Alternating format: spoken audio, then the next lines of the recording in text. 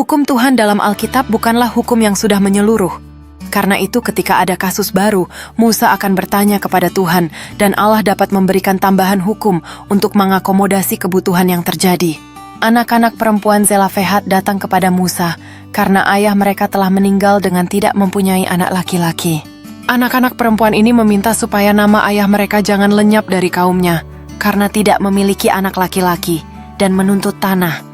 Ayah mereka diwariskan kepada mereka.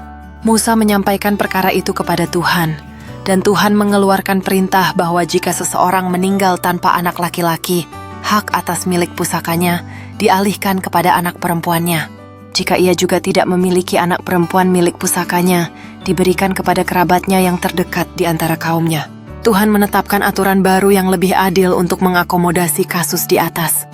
Kenyataan bahwa Tuhan bersedia mengubah hukumnya ketika ada kebutuhan menunjukkan bahwa hukum Tuhan bukanlah hukum yang mati, tetapi adalah hukum yang hidup, hukum yang mengakomodasi kebutuhan baru yang muncul kemudian. Bukan berarti bahwa kita boleh mengkompromikan hukum Tuhan, tetapi berarti kita perlu berhikmat dalam menerapkan hukum yang Tuhan berikan. Prinsip absolut yang Tuhan berikan tidak boleh kita ubah, tetapi prinsip yang tidak absolut dapat diubah sesuai kebutuhan. Dalam hal tanah, prinsip absolut yang berlaku adalah tanah harus berada di kaum yang sama. Jadi supaya prinsip absolut ini dapat dipertahankan, solusi untuk anak perempuan yang mendapat tanah adalah mereka harus menikah dengan orang sekaumnya. Hidup ini rumit, dan kita harus belajar berhikmat dalam menerapkan hukum yang Tuhan berikan.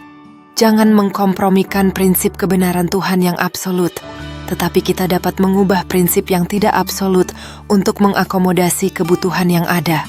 Setiap langkah yang kita ambil adalah bagian dari perjalanan yang lebih besar dan penting untuk memahami bahwa tidak semua prinsip harus rigid. Di tengah tantangan kita, dituntut untuk mencari keseimbangan antara kebenaran mutlak dan realitas yang kita hadapi. Dalam mengarungi kompleksitas hidup, interaksi dengan orang lain seringkali menjadi sumber kebijaksanaan. Melalui diskusi dan refleksi bersama kita dapat lebih memahami bagaimana menerapkan prinsip-prinsip Tuhan dengan bijak. Amin.